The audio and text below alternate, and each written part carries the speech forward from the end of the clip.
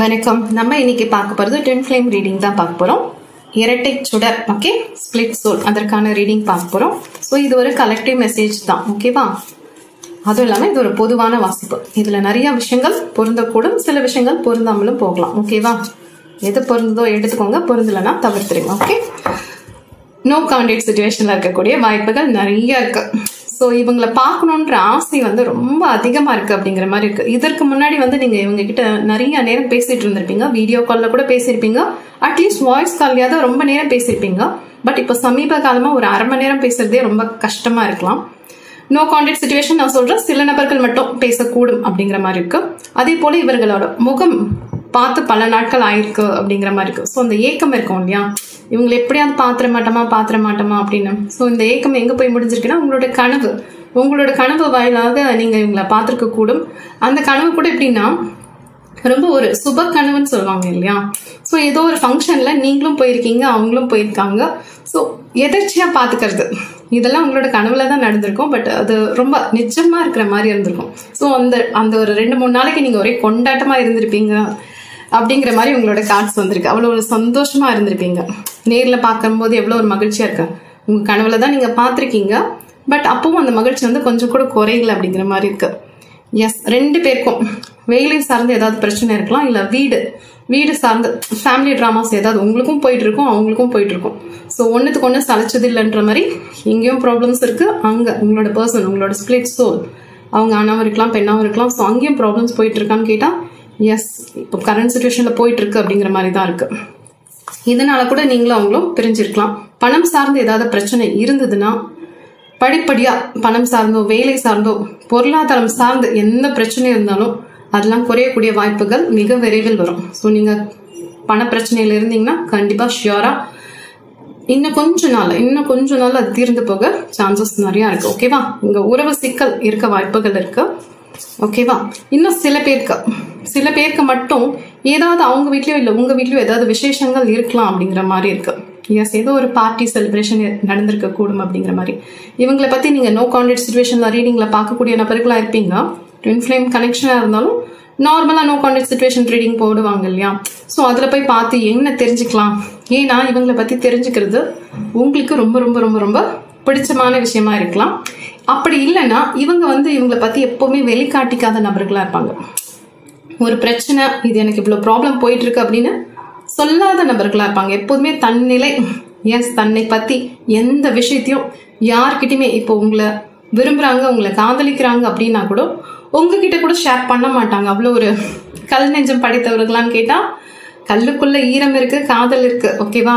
So அது ஆணாவா இருக்கலாம், பெண்ணாவா இருக்கலாம். பட் அந்த காதல் கூட அவங்க கிட்ட ஒரு சேஃப்டி. எஸ், என்னை பத்தின விஷயம் நான் எங்கேயுமே கசிய விட மாட்டேன் அப்படின்னு அவ்வளோ ஒரு ஜாக்கிரதையா இருக்கக்கூடிய நபர்கள் யாருன்னா நீங்க விரும்புறீங்கல்ல, இவங்க தான்.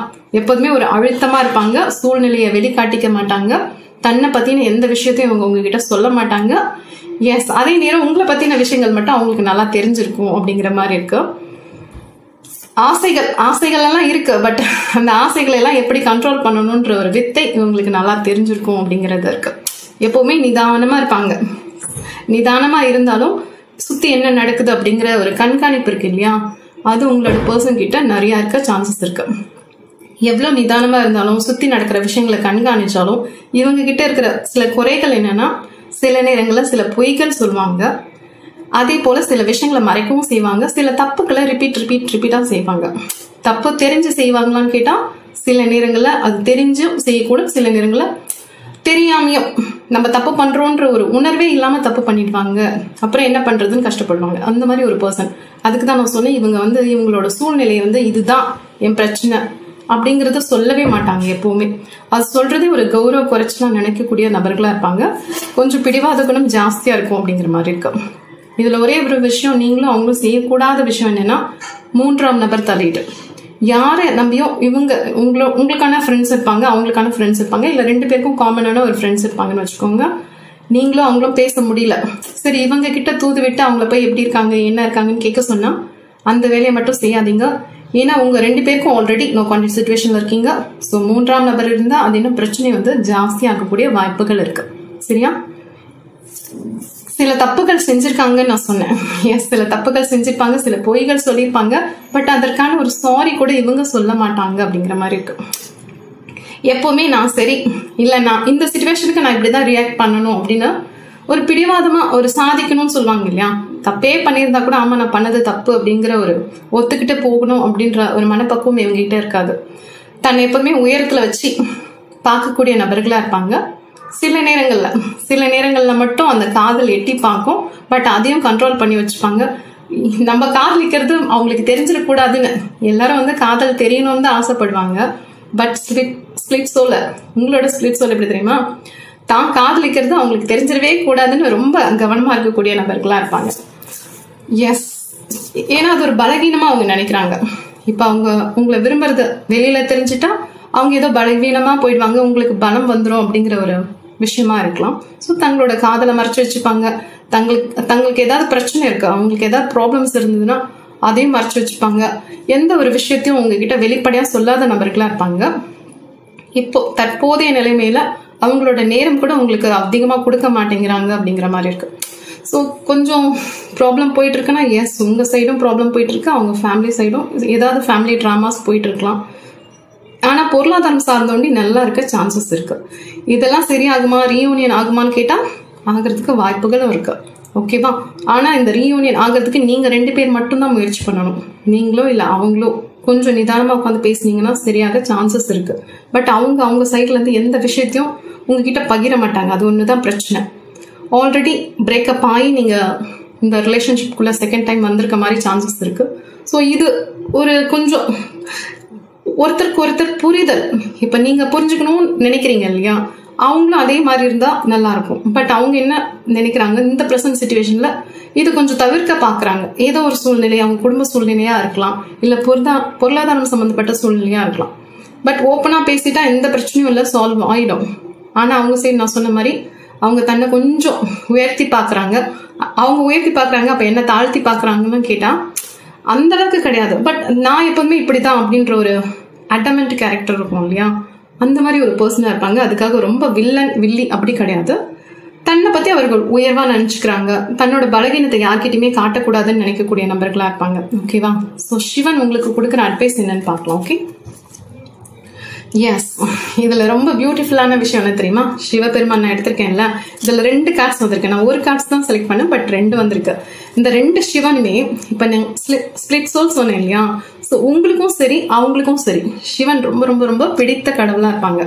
உங்க 2 பேருக்குமே சிவன்னா அவ்வளோ பிடிச்சிருக்கும்.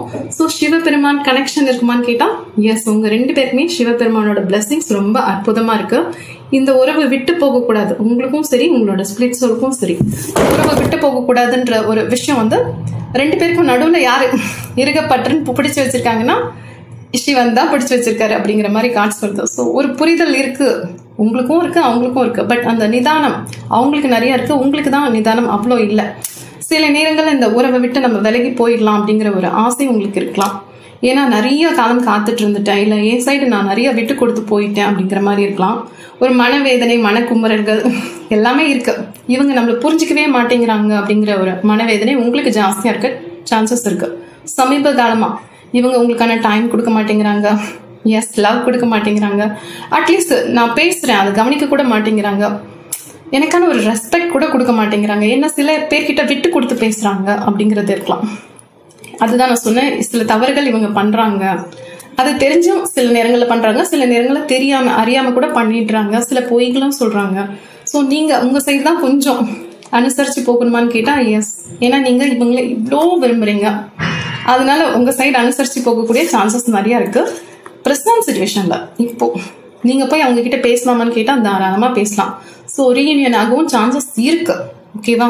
ஸோ நீங்க போய் பேசணும்னா இப்போ இந்த வீடியோ நீங்க பாக்குறீங்க, 1000 பேர் பார்த்தீங்கன்னா 1000 பேரோட மனநிலை வேற வேறையா இருக்கும். சரியா? ஸோ உங்களோட பர்சன் கிட்ட எப்போ பேசலான்றது நீங்க தான் பார்த்துக்கணும். எந்த சூழ்நிலை, இடம், பொருள் பார்த்து பேசணும்னு சொல்லுவாங்க இல்லையா. ஸோ அவங்க மனநிலையை புரிஞ்சு உங்களோட சைட்ல இருக்க நியாயத்தை நீங்க எடுத்து சொன்னீங்கன்னா மறுபடியும் ரீயூனியன் ஆக சான்சஸ் இருக்கு. எஸ், மறுபடியும் இணையறதுக்கு சான்சஸ் இருக்கு. இந்த விஷம்னு ஒண்ணு கலந்துருக்கு, அவங்க மனசுல கலந்துருக்கான்னு கேட்டா எஸ், உங்களை பத்தி யாரோ தப்பா ஏதாவது சொல்லியிருக்க கூடும் அப்படிங்கிற மாதிரி இருக்கு. பட் அந்த விஷயம்லாம் இப்போ இறங்கக்கூடிய சான்சஸ் இருக்கு. ஓகேவா? ஏதோ ஒரு புரிதல் உங்களை பத்தி தவறா இருக்கலாம், இல்லை உங்களுக்கு அவங்கள பத்தின புரிதல்கள் தவறா இருக்கலாம். ஏதோ ஒன்று உங்க 2 பேருக்கும் சரியில்லை அப்படிங்கிற விஷயங்கள்லாம் இப்போ இந்த தற்போதைய நிலையில மாறக்கூடும். ஒரு மிராக்கல்ஸ் கூட நடக்கக்கூடும். உங்களுக்கு நல்ல கார்மிக் சைக்கிள் ஸ்டார்ட் ஆயிருக்கு. ஓகேவா? ஸோ ஏதோ ஒரு விஷயத்துல இருந்து நீங்க விலகி வந்திருக்கீங்க. ஒரு நியூ பிகினிங் இருக்கான்னு கேட்டா எஸ், பியூட்டிஃபுல்லா இருக்கு. வேலை தேடும் நபரா அந்த வேலை கிடைக்க சான்சஸ் இருக்கு. அதனால தான் சொன்னேன், பொருளாதாரம் சார்ந்து 2 பேருக்குமே நல்ல முன்னேற்றம் இருக்கு. படிக்கக்கூடிய குழந்தைகளா இருந்தா, காலேஜ் கோயிங் ஸ்டூடெண்டா இருக்க கூட சான்சஸ் இருக்கு. ஸோ இப்போ இது நாள் வரைக்கும் ஒரு இப்படிதான் அப்படிதான் அப்படின்ற போயிட்டு இருந்ததெல்லாம் போய் இனிமே ஒரு தெளிவான முடிவு எடுக்கக்கூடிய நபர்களாகவும் நீங்க இருப்பீங்க. ஸோ உங்களுக்கும் சரி அவங்களுக்கும் சரி இப்போ ப்ரெசன்ட் சுச்சுவேஷன்ல ரொம்ப நல்லா அற்புதமா இருக்கு. ஸோ நிதானமா பேசுனீங்கன்னா ஈஸியா அந்த விஷயங்கள் முடிஞ்சு ரீயூனியன் ஆக சான்சஸ் நிறைய இருக்கு. இல்லை அவங்க ஒரு பிடிவாதம் பிடிக்கிறாங்க, நானும் ஒரு பிடிவாதம் பிடிக்கிறேன்னா இது 2 பேருக்கும் முட்டிக்கிட்டு அப்படியே நின்றுட்டே இருக்க வேண்டியதான். ஸோ சிவன் கொடுக்குற அட்வைஸ் என்னன்னா, கொஞ்சம் பொறுமையாக ஹேண்டில் பண்ணுங்க. உங்கள் சைடு இருந்து என்ன புரிய வைக்கணுமோ நீங்கள் புரிய வைக்கலாம். எஸ், அவங்க சைடு அது புரிஞ்சுப்பாங்களான்னு கேட்டால் புரிஞ்சிக்க சான்சஸ் நிறையா. இப்போ இந்த ரீடிங் இது ஒரு காமன் ரீடிங் தான். ஸோ புரிஞ்சிக்கக்கூடிய சான்சஸ் நிறையா இருக்குது அப்படிங்கிற மாதிரி தான் ஆன்சர் வந்திருக்கு. All the best. Okay, thank you, bye.